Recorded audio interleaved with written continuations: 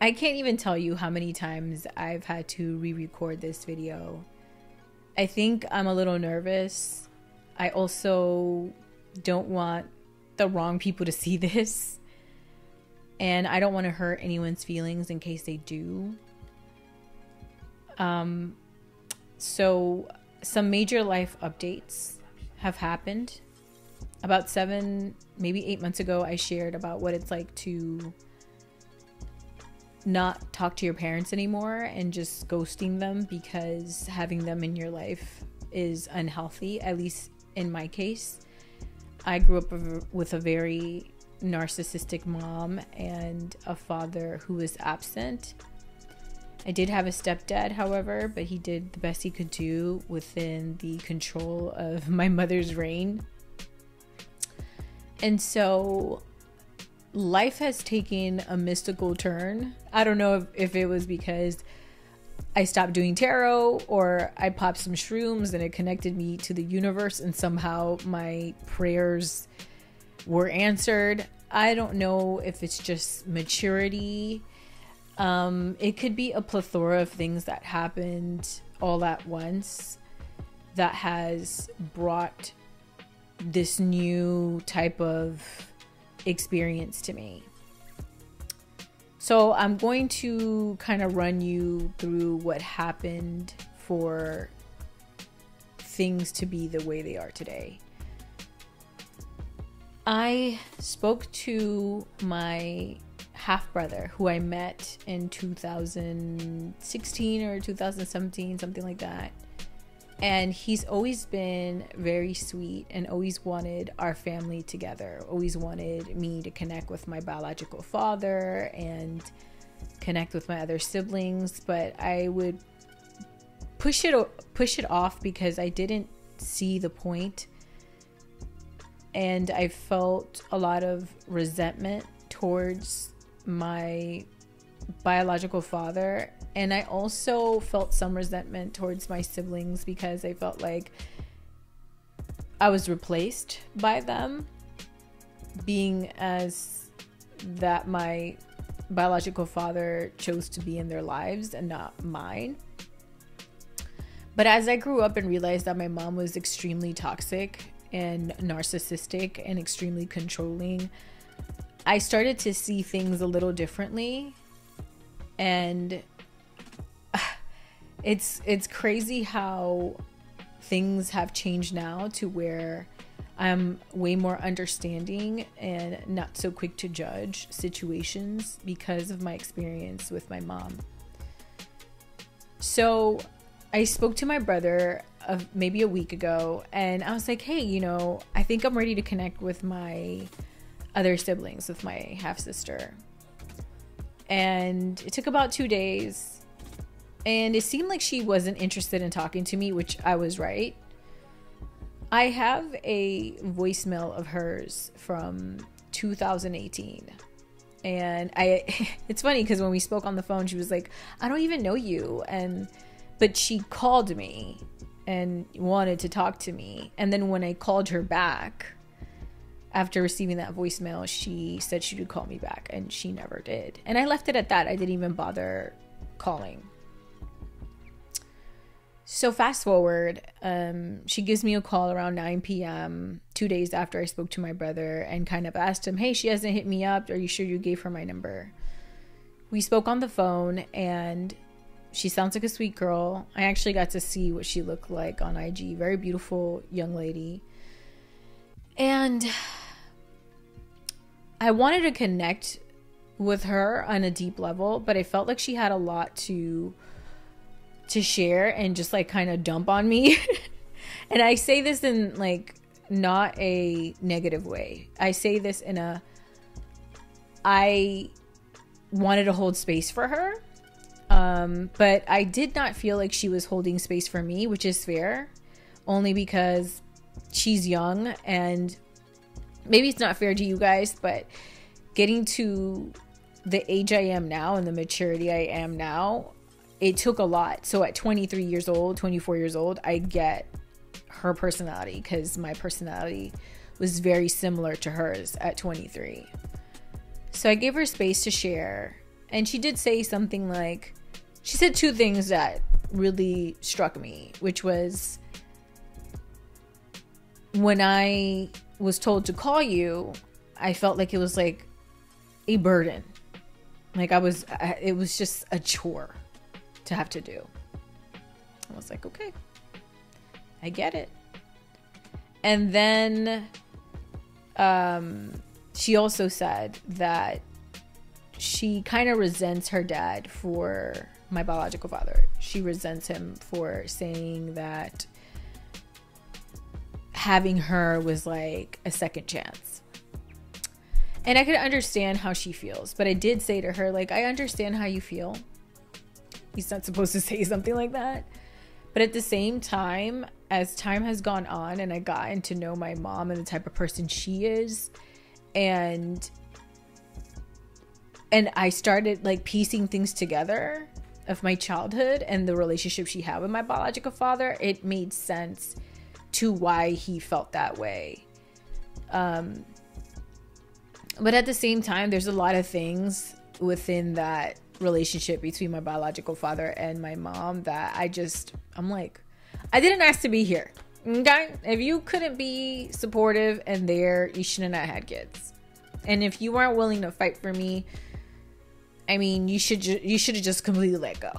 That's just how I was looking at it for such a long time. We talked on the phone for about 48 minutes. She shared a lot. I love that she loves to travel. She's a very smart girl. She honestly seems very intellectual, but filled with a lot of pent up anger, you know, and I get it. Again, I was 23. So we spoke. I told her, if you ever want to talk again, I'm always here.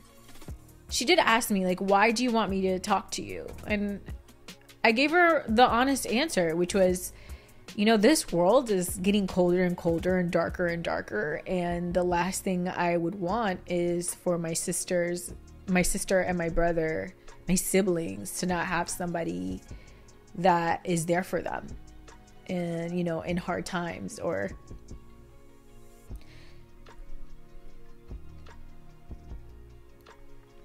because I didn't have that. So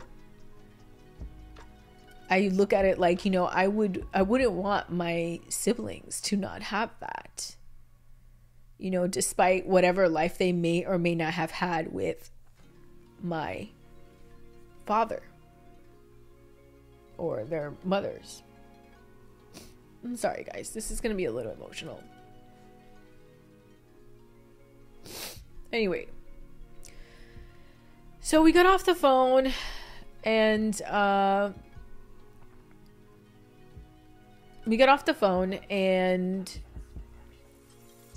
2 days later, I receive a phone call.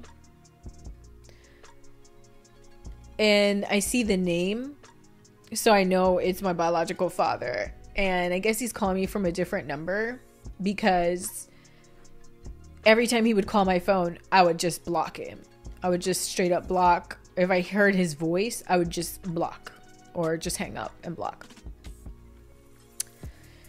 And the last time I saw him was when I was 17 and my son was like, I don't know, maybe a year old.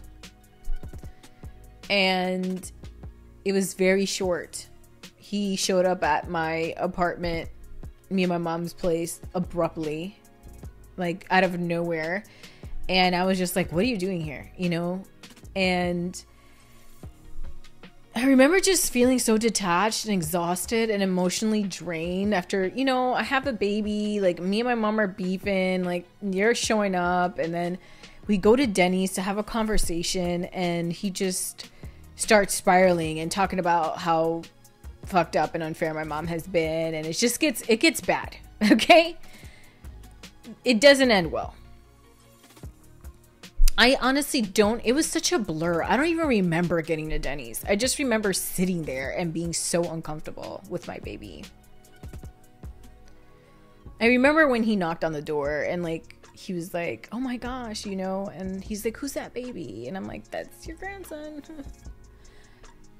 Before that time, I had saw him again, and I was around maybe 8 years old. And before that, I was about, I don't know, like 3 or 4, and that was back in my home country, my mom's country, in DR. So for some reason, I didn't hang up. He says, "Don't hang up." And typically he would say that, and I would just like hang up and block. But this time I didn't. I didn't hang up. I stayed quiet and I said, "What's up?" So he only speaks Creole and Spanish. So he was talking to me in Spanish, and he's like, "Listen, I've stayed learning Spanish because I wanted to be able to talk to you. Because, you know, English is hard for me, but Spanish I know is the language that you started with. And so I want to talk to you. Can we just talk for like a few minutes?" And I was just like, "Say whatever you have to say." He says, "Please don't hang up." But I'm like, "I'm not going to hang up. Just shoot." Right? And that conversation turned into approximately the same thing, like an hour conversation. And it was intense. It was difficult. It was difficult because I really have never put myself in this situation to where I was so forgiving. But I don't know, like I said, I don't know what happened this month or this year. Maybe it was my birthday. I'm getting older now, and I'm just starting to appreciate life more or be more forgiving. But we talked.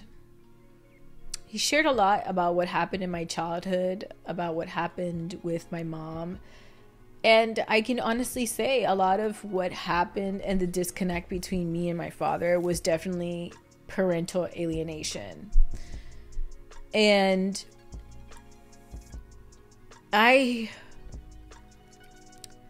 there's things though at the same time that I feel like he could have done to restore our relationship or for me to build trust with him. But he didn't. So I still have a lot of questions. This is, another reason why I accepted the call was because when I was on the phone with my half sister, she says, "I would love for you to come to my wedding, and I would love for my dad to be there." And I said, "No, I'm good." She's like, "Come on, why not?" And I was like, "Are you?" She was like, "I don't know if I'm gonna get married soon anyway, so I don't even know if he's gonna last long." And so that made me think about, the ending of his life. And a part of me was like, you know what? If he really loved me and really suffered through this whole ordeal, the what I could give him is the opportunity to just talk, the opportunity to have a conversation with me, and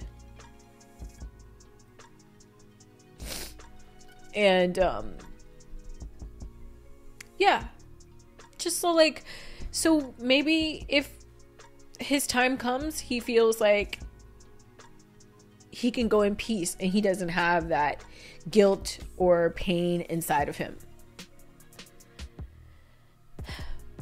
And that's what I did. So I accepted the call and we talked.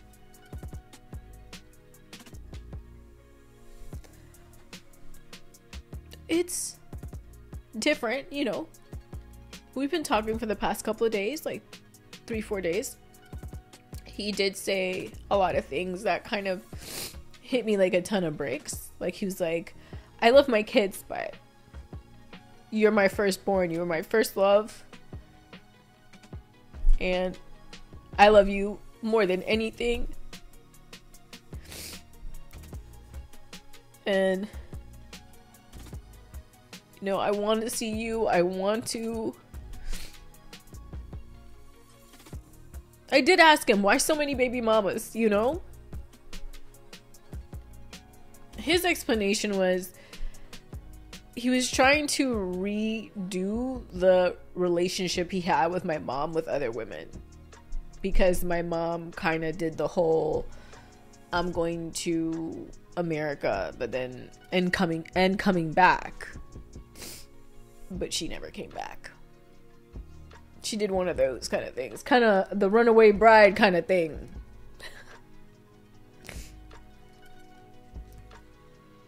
There was a lot going on. And so a little bit of my life I lived in Haiti. That's something I didn't really know. He sent me pictures of me as a baby with him. It was nice.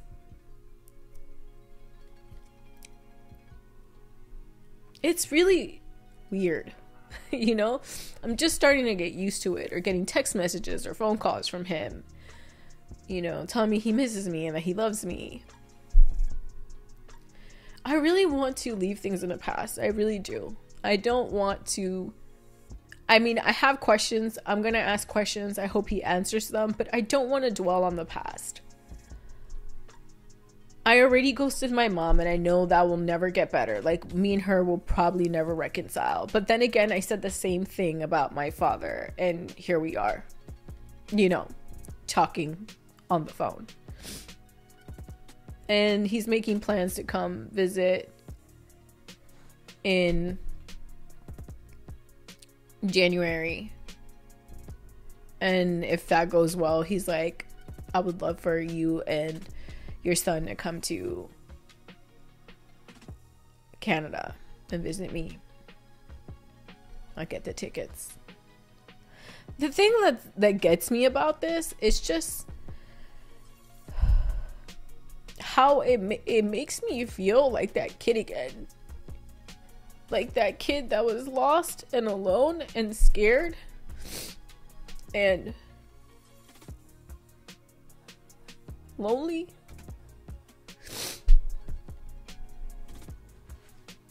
But at the same time, like, I have hope. So it's like it's so confusing. Like, a part of me is like, why did I accept that call? But the other part of me was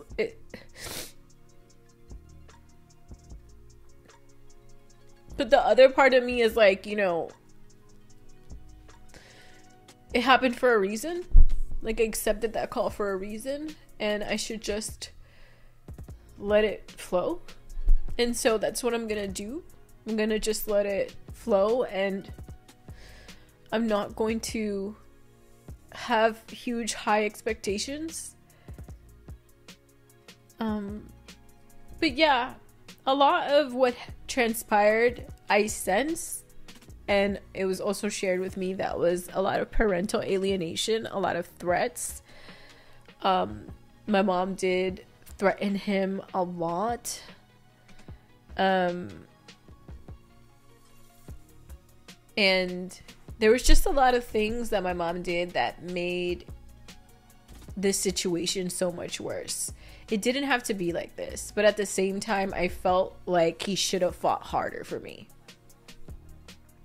And that's the honest truth. But like, I can't do nothing about it. I'm in my 30s. Like, I am not a little kid anymore. I am freaking in my 30s. Like, I am grown up. But I still feel like that little kid inside.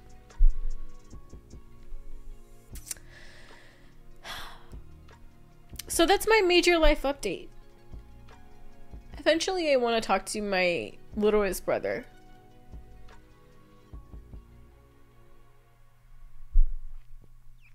And I do want to connect with my family and get closer. I would love that. I would like that, because, you know, all we do have is family, and I think that we've gone through enough. And at least I'm at the age of maturing and looking at life differently. And I just don't want to waste more time not having people in my life that should be in my life, or not forgiving. I want to forgive. I want to forgive. I want to move on. That's what I want to do.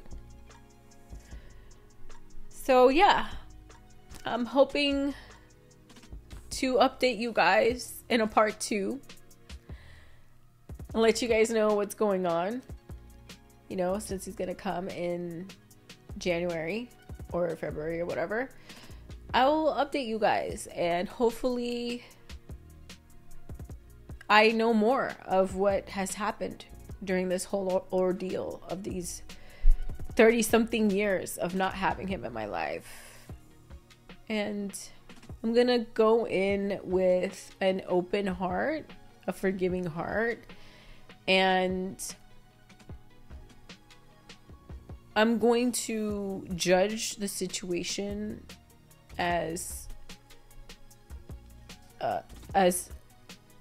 open-heartedly and as purely as possible, because I just don't want to hurt anymore. It's hard growing up without anybody to trust. It's hard. And like, you know, even my son, he goes, you know, Mom, I just want to know where I came from. I want to know my background. I want to know more, but I feel like I'm so disconnected, and I don't want him to feel that way, because I know that feeling. You know, he has his dad in his life, even though they're not like very close. He has his dad in his life, but he doesn't really have that closeness with everybody else. He just went to DR to hang out with my maternal, you know, grandparents, great grandparents, and so he got to connect with them, but he doesn't know, you know, he doesn't know the grandparents from my side, my paternal side. So yeah, hopefully it goes good. You know, wish me luck, y'all, because I am gonna need it in order to not spaz out and like get mad and upset and cry and be a hot mess. But yeah, that's my major life update. I did make something clear though. I said, listen, you ain't contribute nothing to my life in the past 30-something years. I hope you do not expect anything from me. You know? Because, ciao. I was like, I'm not willing to pay for no funerals. So me ghosting my mom, that's already me saving 13 grand. Me ghosting him, that was another 13 grand. Okay? Or maybe 9 grand, whatever it is. Either way, I was saving like $20,000. Not dealing with them in case something happened to them. And even if something happened to them, they got the kids. He got the kids that raised them, and she got the man that she says she loves. So I just saved a lot of money by ghosting my parents. Okay. No. So yeah, guys, hope you like this video. Make sure to like, subscribe, comment, and I'll hit you guys up with a part 2.